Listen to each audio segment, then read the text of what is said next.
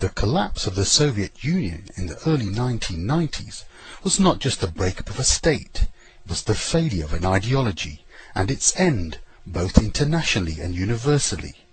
The conflict known as the Cold War, which broke out after the Second World War between the Western Bloc, under the leadership of America, and the Eastern Bloc, led by the Soviet Union, was not simply an international conflict between two camps, but also an ideological struggle between two ideologies, capitalism and socialism.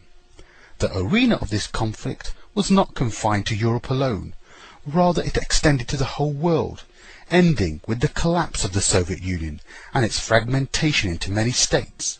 The Marxist socialist ideology failed as a system and a way of life for these states and their people, and Marxism-socialism ceased to exist internationally as well as universally. Mr. Gorbachev, tear down this wall. It was natural for America and the Western Bloc as a whole to consider this collapse of the Soviet Union and the downfall of socialism as a victory for the capitalist ideology as a system and a way of life. It was also natural for the followers of capitalism to exaggerate in portraying this victory, even to the extent that the Japanese philosopher Fukuyama called it the end of history.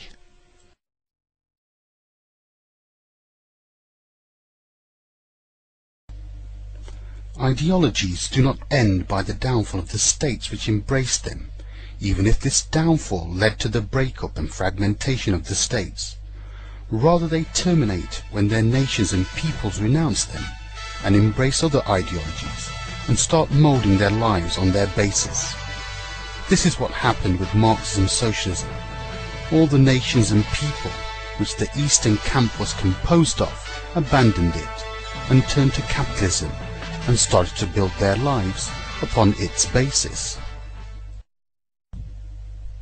However, Islam, as an ideology, remained existent universally after the destruction of its state, the Uthmani Khilafah, in 1924, because the Islamic Ummah, with all her different peoples, continued to embrace this ideology, despite the fact that it was removed from their practical lives and from the international sphere. The ideology remains present in the world as long as there is an Ummah who embraces it, even though this Ummah does not implement its systems for reasons beyond its will. However, it ceases to exist internationally if there is no state to convey it, or to direct international policies upon its basis. Accordingly, the Islamic ideology has existed in the world from the time that the Islamic Ummah in Medina was formed on its basis, after the hijrah of the Messenger, peace be upon him, to Medina, where the first Islamic state was built. It continued to exist internationally since that date, until the demise of the Uthmani Khilafah in the first quarter of this century. Regarding socialism, it began in the world towards the end of the 19th century, when it gained a public opinion amongst the people of Europe. It existed internationally in 1917, when a state was established in Russia and its neighbouring countries, which was later known as the Soviet Union.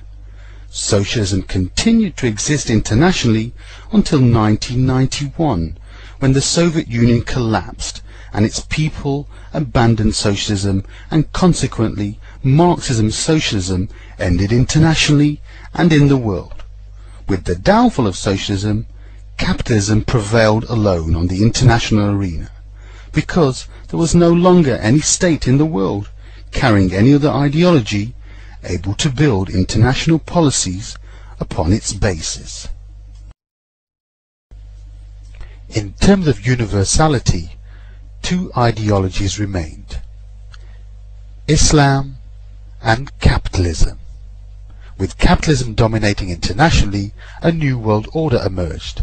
Therefore, it was natural for the American presidency to announce the birth of a new world order. President George Bush has talked time and time again about a new world order, and this is the best chance to to begin to establish the new world order. Out of these troubled times, our fifth objective, a new world order, can emerge. Now we can see a new world coming into view. A world in which there is the very real prospect of a new world order.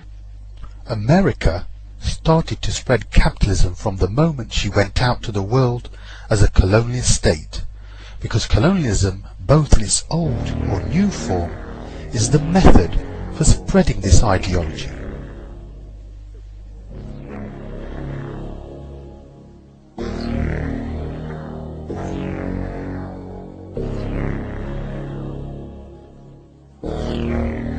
However, what has emerged recently is that since the domination internationally of its ideology, America has begun to campaign to make it prevail in the whole world.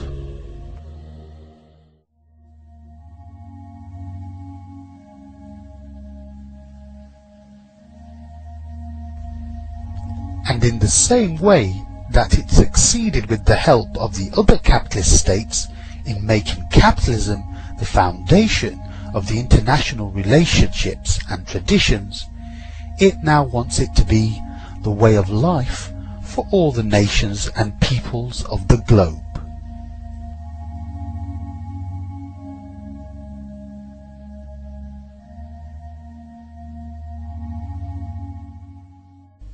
Based upon this plan, the people are not only to implement capitalism as systems and laws, but also to embrace its creed in all the domains of life and not simply be satisfied by merely implementing it.